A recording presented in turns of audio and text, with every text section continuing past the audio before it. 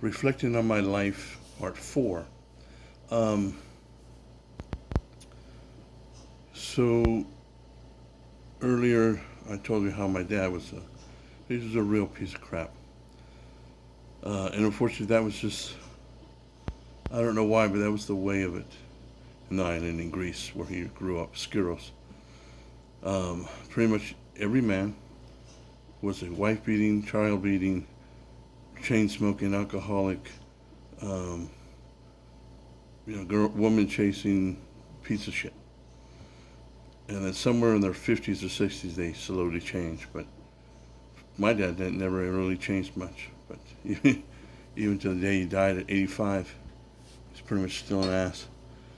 Anyway, so this motherfucker, he would he wouldn't just beat us.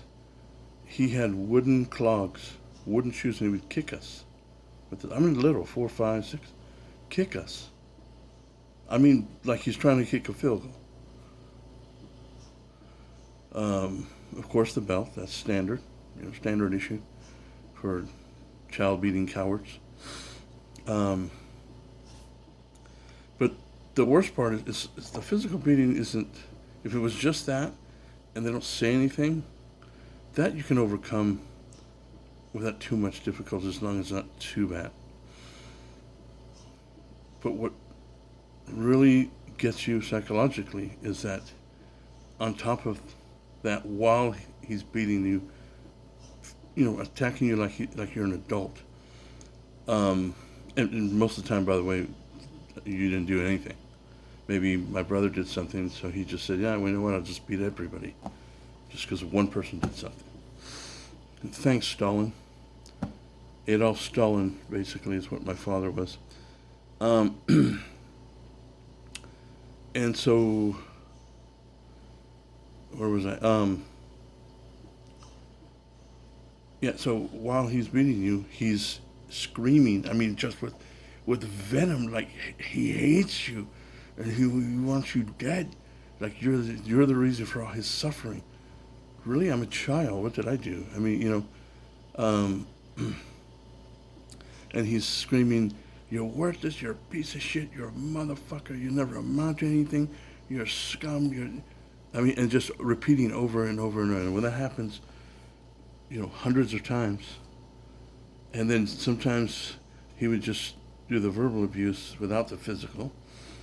There'd be times where he would just, out of nowhere, he would just call us all into the living room, and he'd just be just seething with anger. Nobody did anything wrong. He's not even claiming anybody did anything wrong. But it's been a while since he's beat people, so he has to show that he's a tyrant. So, like a drill sergeant, he would line up and he'd go back and forth. He's just yelling and screaming and spewing obscenities.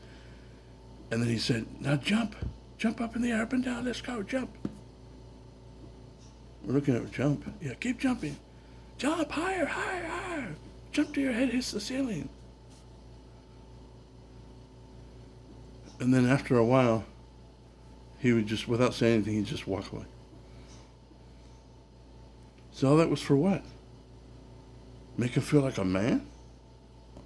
I mean, what the fuck, man? And so because I was the youngest, I was literally in the womb when I could hear this and feel this. A lot of people don't think that's real, but it is. My first memory is in the womb.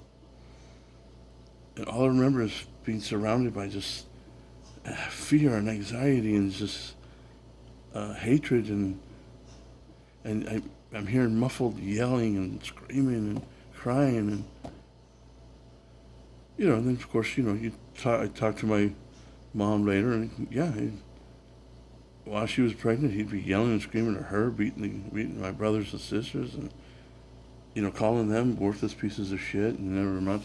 Now I don't understand what's happening, but it's still getting there, And then as an infant, I'm seeing this happening, and obviously there's some bad stuff happening. I don't understand what's happening, So finally, by the time I'm old enough to speak and understand at least halfway what's being said, I'm not getting it. I mean, I don't know why there's anger and hatred, but I see it and I feel it. When I was living in Greece back in 98, 99, 2000, there was a Greek father, and he was having some words with the wife, and the little kid was next to him, 3 or 4 years old. I mean, a little guy, knee high, maybe not higher than your knees. And out of nowhere, the kid didn't do anything wrong. He's just standing there, and the parents are arguing. And the kid just comes and kind of tags his leg, like, Daddy, and he turns and just, bam, as hard as he could, right on the top of this little boy's head. Tiny little defenseless kid.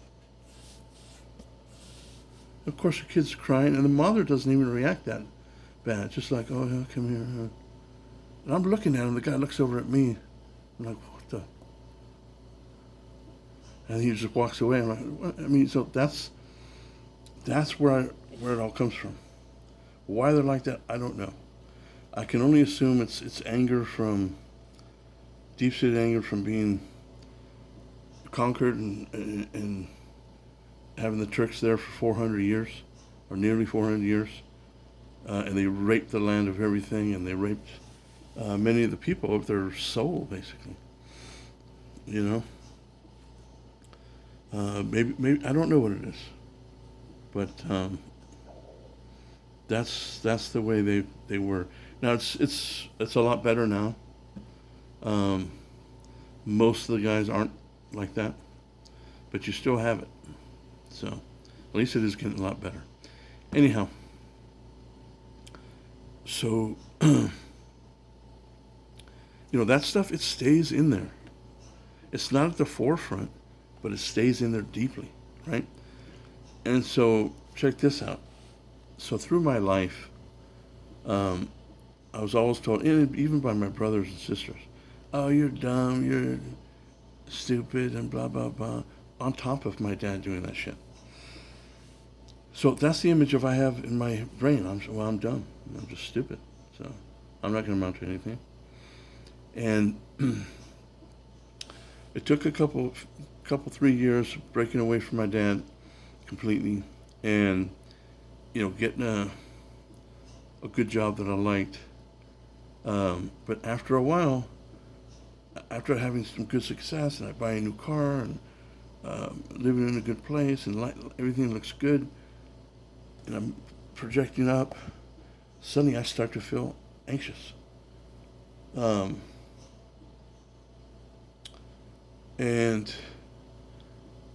then I get restless.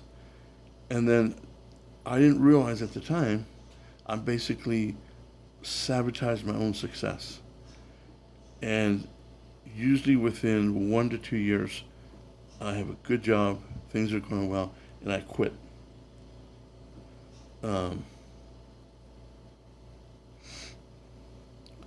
Because of that deep-seated nonsense, where you're never going to amount to anything. So the moment I start having good success, and I start buying cars, and I start moving into a nicer place, then my subconscious goes, whoa, wait a minute, what are you doing? You're not supposed to have success. You're not supposed to amount to anything. What are you doing? And then, oh yeah, you're right. Sabotage. And then I just quit a good job, good career. And then I muddle around for a while, doing this and that. And then I'm broke, and maybe I have to move, share a place with a friend or whatever. And then I get serious again. I get a good job I like, start working. Every time I would get a job, I would get promoted fast, whether I wanted to or not. And then the same thing would happen. And so it wasn't until I was in my 40s before it really, truly hit me. And I was like, shit, I've just been sabotaging myself because of that deep-seated nonsense in there. And even to this day, even after I realized that, more than a decade ago, I still have that lingering in there where when I have something nice, I have money in the bank and I'm comfortable, I feel uneasy. Like I'm not supposed to have that. Don't deserve it. Now, like right now, I think I'm over that. But I mean, I'm 55 and just barely getting over that.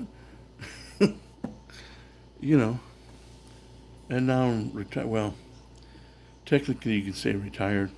I had some money, not a ton, not enough to retire, but because I let my health go down because of depression from all this crap, and just getting burnt out on life. Um, I had some other health issues that didn't have to do with my weight, my lungs. I've had pneumonia twice. I've had pulmonary embolism 3 times. And I was misdiagnosed on both times I had pneumonia. So now I got issues with my left lung. It was all in my left lung. So I need to be on oxygen, not 24/7, but you know, um, I got good moments and bad moments. This is a decent moment. I've got just enough oxygen level where I'm okay without being on it and talking, but it's on the border right now. So, but anyhow, so now I'm at the point. I'm basically at the end. And honestly, if I were in good health, I wouldn't know what the hell to do with myself. At 55, I've been lost all my life. I think I said this earlier in my reflections. Um, I've truly been lost. I've never really, in school when they ask you, well, what's your not your goals, your dreams. I never had an answer. I really didn't.